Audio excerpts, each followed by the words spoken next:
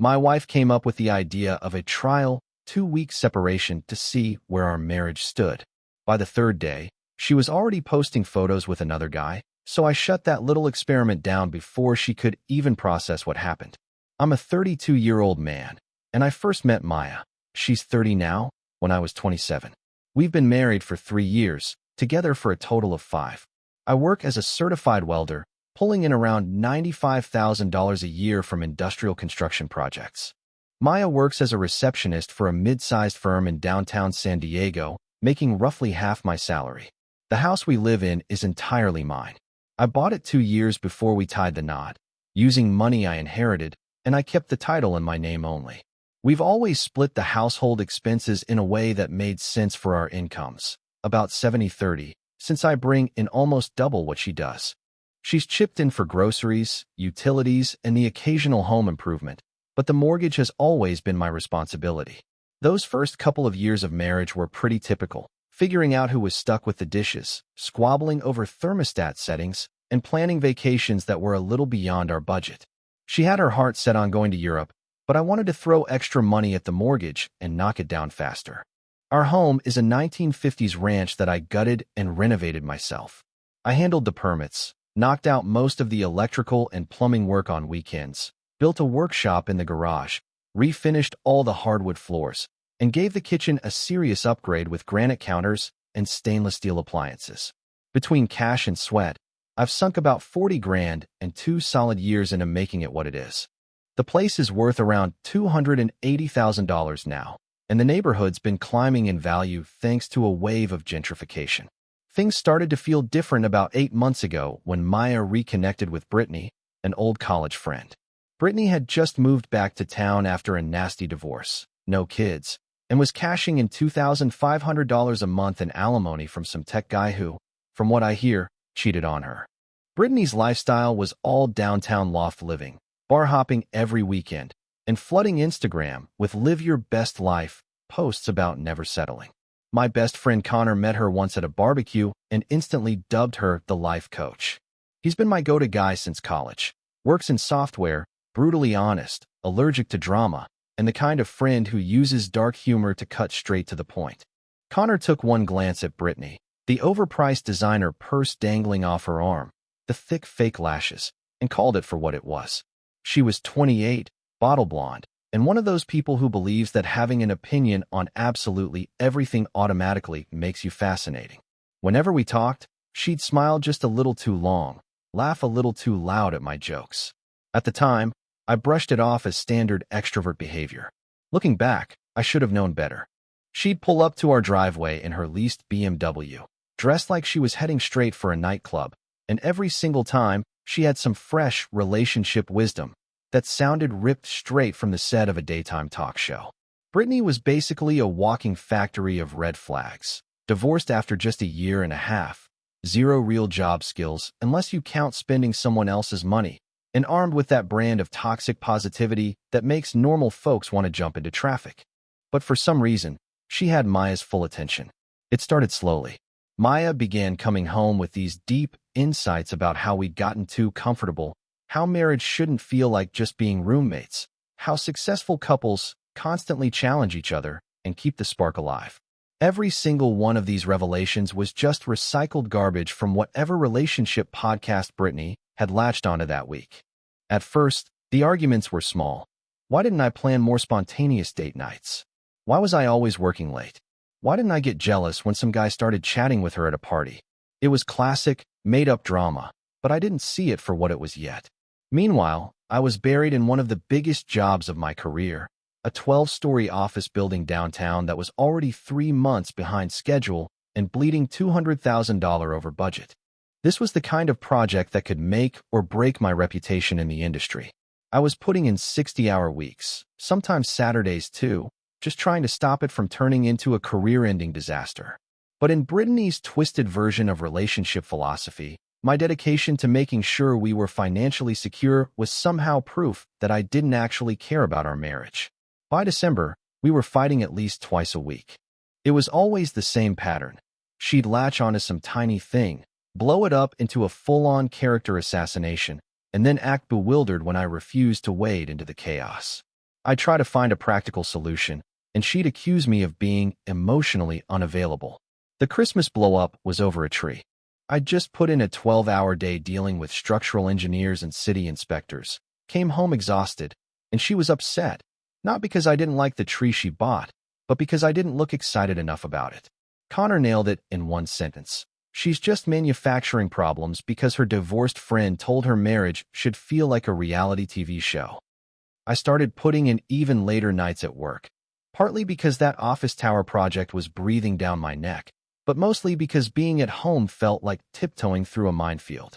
Of course, Maya took my absence as further proof that I didn't care about our marriage. It was the perfect catch-22. The more I stayed away to avoid the arguments, the more she decided the distance meant I didn't love her. What I didn't see at the time was that Brittany wasn't just filling Maya's head with bad relationship theories. She was actively planting seeds, nudging her toward exploring other options. The breaking point came on a Thursday in January. I pulled into the driveway a little after 7 p.m., which wasn't even that late for me those days, and walked in to find Maya at the kitchen table, sitting like she'd been practicing a speech all afternoon. Her plate was already in the sink. She'd had dinner without me. That was new. We used to wait for each other, even if it meant eating at 9 at night. "We need to talk," she said.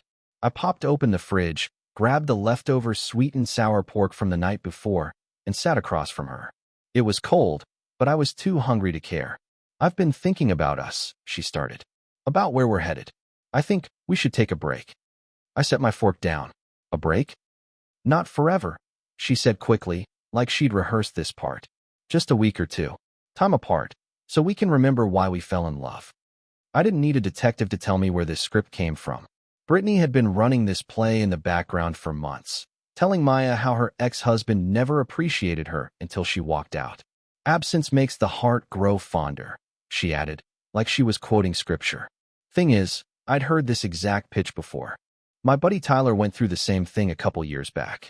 His wife wanted a break to find herself. Well, she found herself all right, tangled up with her yoga instructor. It cost Tyler half his 401k and $1,800 a month in child support. "So, you want to separate?" I asked, trying to keep my tone neutral. "I want us to pretend we're not married for a little while," she said, almost like she was reading it off cue cards. "See if we miss each other. See if you'll actually fight for us." And there it was. The real agenda. This wasn't about space. It was about making me jump through hoops for her attention, trying to wring some performance of panic and desperation out of me to prove I still loved her. I looked at my wife of 3 years, sitting there in my kitchen, parroting manipulative lines she'd picked up from her walking disaster of a friend, and something in me just went ice cold. Instead of pleading or getting angry, I simply shrugged. "Okay," I said. Her eyes narrowed. "Okay. If that's what you want," I replied. The flash of disappointment on her face was instant, like she'd just watched her big scene fall flat. She clearly thought I'd put on some big show, argue, plead, maybe pull out a dramatic speech to win her back. Instead, I just nodded and went back to eating my cold Chinese food, like she'd merely asked me to grab a gallon of milk on my way home. That's when it hit me. Our marriage was probably already done. Not because she wanted a break, but because she looked disappointed that I didn't fight her on it. She didn't actually want to fix anything. She wanted the drama. After Maya went to bed, I shot Connor a text. "Maya wants to take a marriage break." His reply came in under 30 seconds. "LOL. Let me guess. The life coach's idea?" "Yep. What's your move?" he asked. "Gonna let her have her break. See what happens." Smart. Nothing says, "I love you," like made-up relationship tests. Turns out Connor was a little too optimistic about how this would play out. We set the rules that night. 2 weeks acting like we weren't married. She'd stay with Brittany. No contact unless it was about the house or a genuine emergency. We'd check in after 14 days. The next morning, she packed 2 suitcases, mostly work clothes, and just enough casual stuff for a couple of weeks. I helped her load them into her Honda Civic and stood in the driveway, watching her taillights disappear down the street. The house felt different right away, quieter, calmer, and honestly, not in a bad way. I could finally watch ESPN without hearing snide commentary about toxic masculinity drifting in from the other room.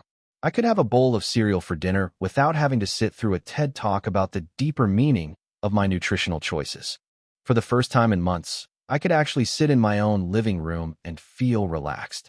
That first night, I ordered a large pizza, cracked open an ice-cold Coke, and binge-watched the entire Predator trilogy without anyone lecturing me about how action movies perpetuate harmful gender stereotypes. It was glorious. That weekend, Connor came over with takeout from this little Thai place we've been hitting since college. He brought his laptop, and we spent 3 solid hours setting up a fantasy football league for next season, something I hadn't had the time or mental bandwidth to even think about in months. So, he asked between bites of pad thai, "How's the single life treating you?" "Pretty good, actually.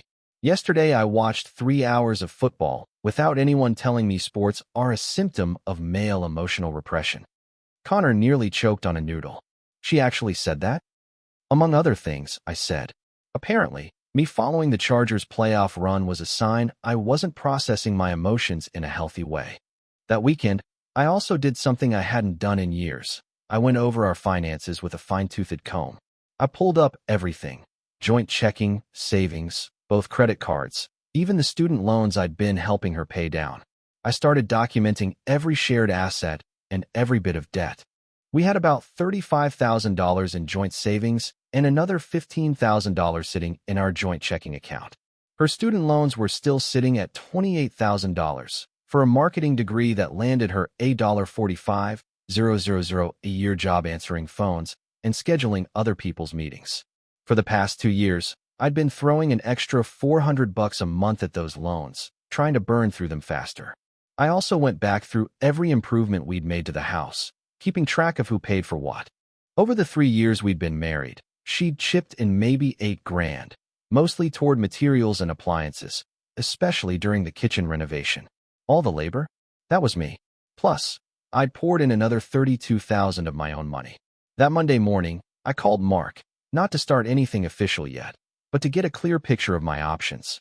Mark walked me through Arizona divorce law, how asset division works, and what I could expect if this thing went south. The good news: the house would stay mine. I'd bought it before the marriage, using inherited money, and kept it in my name only. The improvements were a little murkier, but since I'd done all the work and fronted most of the cash, I'd probably keep the bulk of that value too.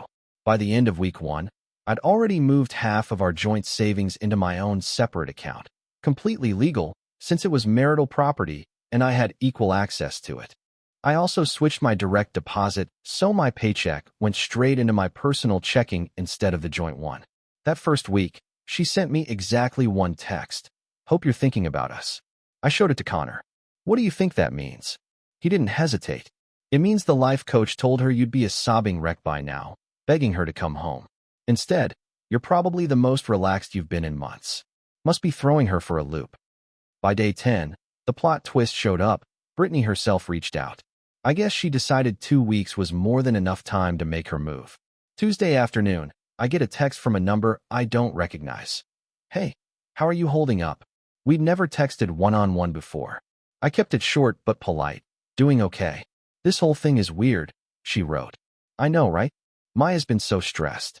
Maybe we could grab coffee and talk about it?" Instead of shutting it down, I decided to see where she was going with this. "Yeah, maybe that would help," I wrote back. We met that Thursday evening at a Starbucks near her apartment. She walked in dressed like she was on her way to bottle service at a nightclub: tight black dress, full makeup, and enough perfume to knock over a small animal. All this for coffee with her best friend's husband in the middle of a marriage break. The dress was cut low enough that every time she leaned forward to grab her latte, which she did about once every 30 seconds, I got the full view. "Real subtle. I just feel terrible about this whole situation," she said, leaning forward again across the tiny table like she was auditioning for something. "You guys were so good together." Sure we were, I thought. That's why she'd spent the last 8 months telling my wife we were boring. "Were we, though?" she continued. "All the fighting lately. That's just her being confused. She doesn't know what she wants." Then she reached across and put her hand on mine. "But I can see how much this is hurting you." Her nails were painted this dark red that looked like it came straight out of a high-end salon, probably a $50 job, the kind that needs weekly upkeep and practically shouts high maintenance. I let her hand rest on mine for a few seconds before pulling back. "Yeah, it's been rough," I said. "You know," she told me. lowering her voice just enough to make it sound loaded. If you ever need someone to talk to, I'm here. Day or night. We kept talking for about an hour. Well, she talked about how I deserved better, how Maya didn't appreciate what she had, how if she were married to a man like me, things would be different. When we finally left, she hugged me longer than any married man's wife's best friend should. This was really nice, she said, giving me that look. We should do it again soon.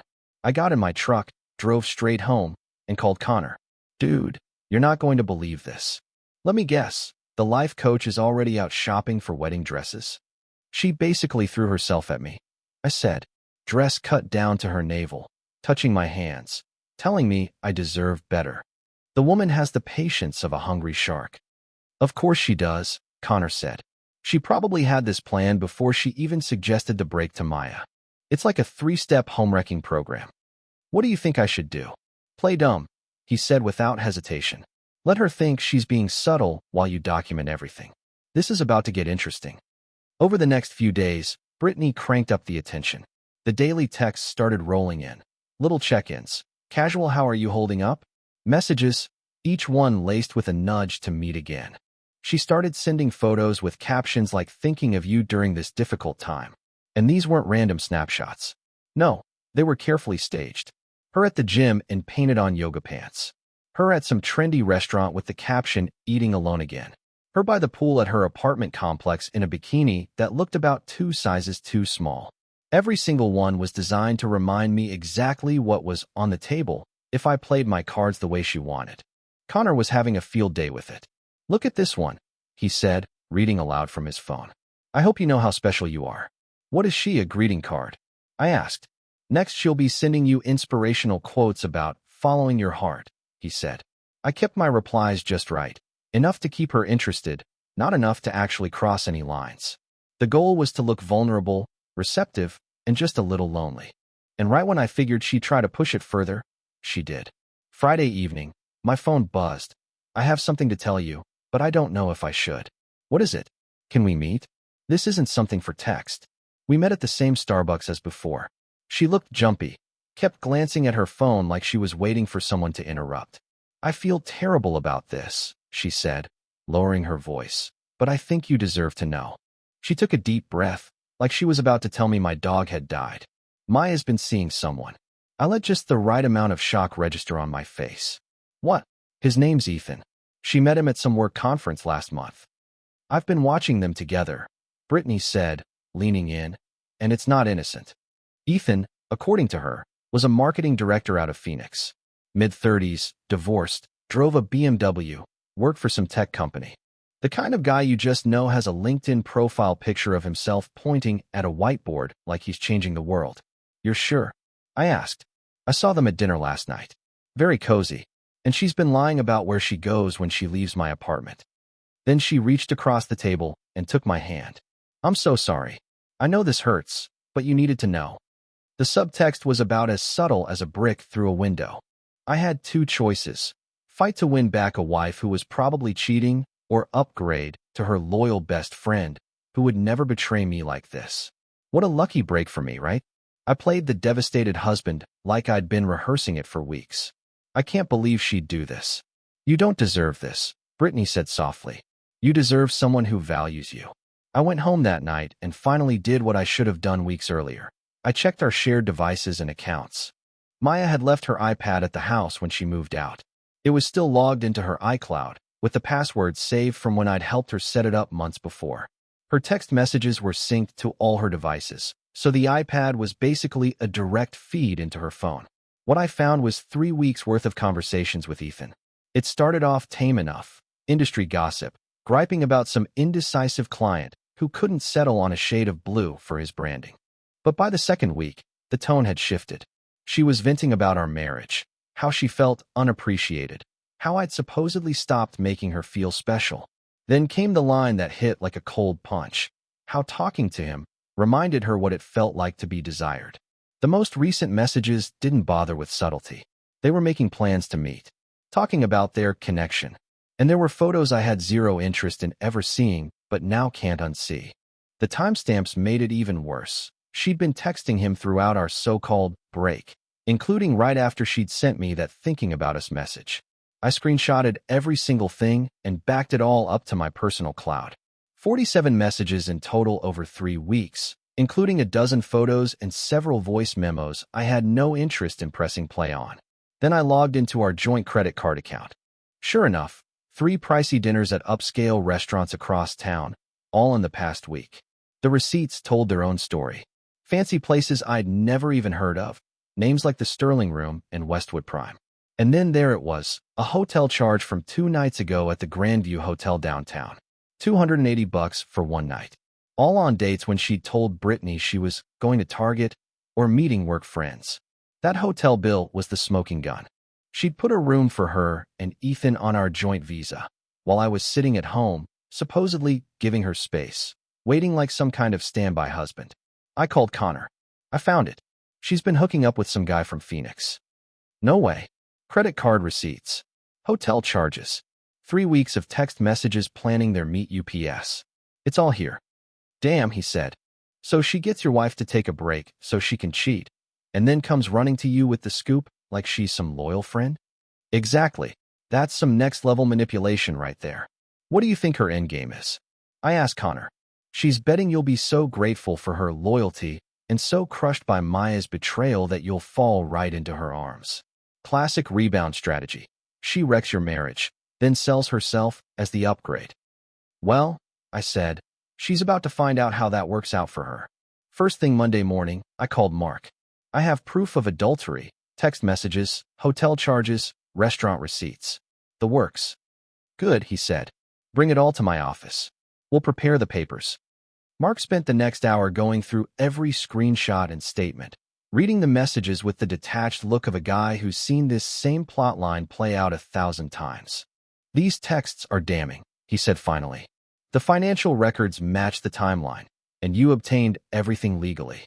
With this evidence, you're looking at keeping the house as separate property, taking 60 to 65% of the joint assets, and avoiding any spousal support. She forfeited those rights the second she committed adultery. How long to get everything ready? I asked. Give me 3 days. I'll make it airtight. Those 3 days were probably the strangest of my life. I went to work like nothing was brewing in the background, managing the construction project that was, finally, back on schedule and even under budget. Came home to my quiet house, ordered whatever takeout I felt like, watched whatever I wanted without a running commentary on how my entertainment choices were shaping my worldview. Meanwhile, I kept up the heartbroken husband act with Brittany. I let her comfort me about the devastating news she'd so graciously delivered, nodding along while she went on about how terrible Maya had been to both of us. I can't believe she'd do this to you, Brittany said over another coffee meetup. After everything you've done for her. Some people just don't appreciate what they have, I said, leaning into the part. Exactly. But maybe this is happening for a reason. Maybe you needed to see who she really was. She reached across the table and took my hand again. And maybe I needed to see who you really are, too. Later, when I told Connor, he almost spit out his drink. She actually said that? Maybe I needed to see who you really are? What is this, a Hallmark movie? Next, she'll be talking about destiny and soulmates. By Thursday morning, it was showtime. Maya got served with divorce papers right at her office, professional process server, everything by the book. Inside were selected text excerpts and the financial records that tied everything neatly together. The call came less than an hour later. What the hell is this? She snapped. Divorce papers. With evidence of adultery, I said. This was supposed to be a temporary break. We were going to work things out. You worked it out with Ethan instead, I said flatly. Hope that night at the Grandview was worth the 280. The line went dead quiet. I could almost hear her brain spinning, trying to figure out how I knew about the hotel. How did you? Your iPad syncs to iCloud. I cut in. Every text, every photo, every plan you made with him. I've got 3 weeks of evidence. You went through my private messages? She shot back, grasping for some moral high ground. I didn't bother answering that. She tried a few more angles. How the break gave her permission, how she'd been confused, how she never intended for it to go this far. None of it mattered. This is insane, she said finally. It was just texting. The hotel receipt says otherwise. So do the restaurant charges. Another stretch of silence. You can't just end our marriage over this, she said. I'm not ending our marriage, I told her. You did that when you started hooking up with Ethan while expecting me to sit here and wait like some kind of backup plan. Her next words told me everything I needed to know. Instead of apologizing or showing even a flicker of regret, she went full nuclear. You know what? I'm glad I did it. Ethan actually cares about me. He doesn't just grunt at me when he gets home from work. He takes me places, buys me things, makes me feel special. With our joint credit card, I said, whatever. At least he has a real job, not just some grunt work that gets you all dirty and gross. And there it was, 3 years of marriage, and the mask finally came off. Suddenly, the career that paid for her car, covered our vacations, and kept her student loans from drowning her wasn't dedication. It was just grunt work. A grunt, I said slowly, who makes twice what you do answering phones right now. She ignored that. Ethan's already talking about getting me a better position at his company in Phoenix, where people actually have ambition. Good luck with that, I said, and I meant it. Hope Ethan knows what he's signing up for, I said. He appreciates me, she shot back. Yeah, I'm sure he appreciates having his hotel bills paid by someone else's husband. Real romantic. She hung up on me. When I relayed the conversation to Connor, he nearly fell out of his chair. She actually called welding grunt work? The same welding that's been paying her bills for 3 years? And now she's planning to run off to Phoenix with this guy? That woman has completely lost her mind. The divorce process took 4 months. In that time, Maya tried every excuse in the book. The break gave her permission. The affair wasn't physical. Until, of course, the hotel receipt said otherwise. She was confused. She'd been manipulated. None of it stuck. Her attorney was a woman who specialized in women's rights and divorce proceedings, someone clearly ready to go to war. Didn't matter. Evidence is evidence. In Arizona, law doesn't play around when it comes to adultery. But Maya's true nature really came out during the proceedings. Instead of showing any remorse or trying to negotiate something reasonable, she demanded half of everything, including the house. When her own lawyer explained that adultery changes how property gets divided in Arizona, Maya completely lost it. Full-on tantrum in the law office bad enough that they temporarily banned her from the building. Meanwhile, Brittany kept up her supportive friend routine with military precision. Regular texts to check on me. Coffee invites. Subtle, and sometimes not so subtle. Hints about seeing where things go once the divorce was final.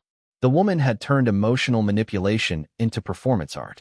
Every message was perfectly calibrated to sound caring while also positioning herself as the obvious upgrade. I swear she probably spent more time crafting those texts than most people spend writing their resumes. She's like a vulture circling a dead marriage, Connor said. Probably has a countdown calendar for when you're officially single. I played along just enough to keep her interested. Met her for coffee twice more. Let her comfort me about how hard the divorce was. Listened to her badmouth Maya like she was talking about a movie villain we both knew. The script never changed. She'd show up dressed like she was auditioning for a music video, spend an hour patting herself on the back for being such a supportive friend, then drop increasingly obvious hints about our future together.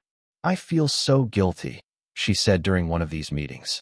If I hadn't told you about Ethan, maybe you two could have worked things out. Right. If she hadn't told me about the affair, the same one she probably encouraged from the start, none of this would have been necessary.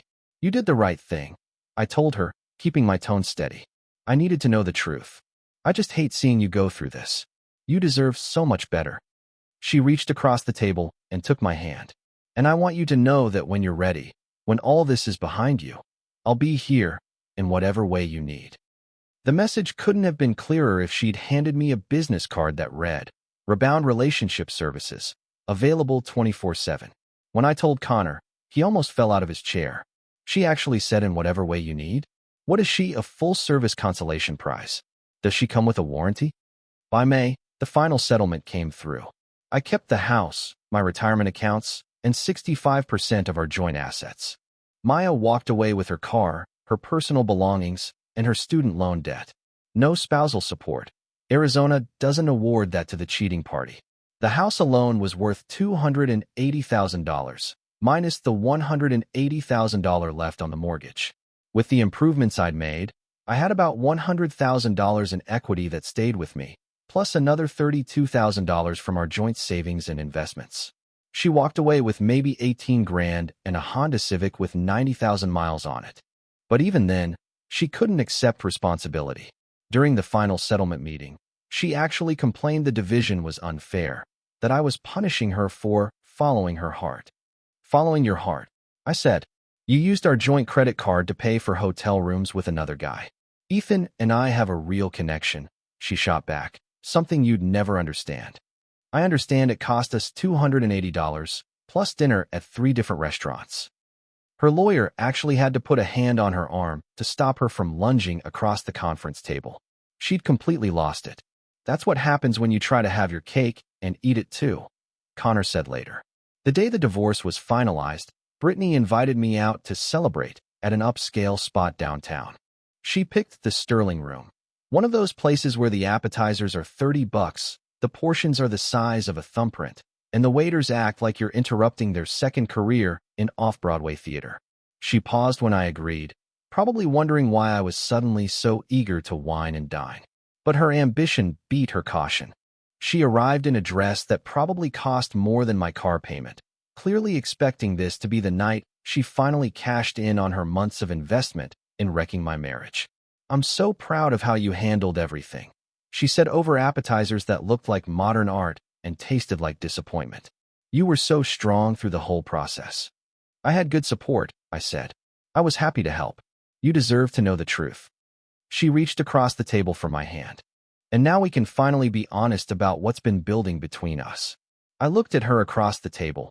Perfectly made up, designer dress, that predatory smile she'd probably practiced in the mirror, and felt nothing but disgust. Brittany, there's something I need to tell you, I said. Her eyes lit up. What is it? You destroyed my marriage. What? No, I helped you see what Maya really was. You were trying to break us up so you could move in on me, I said.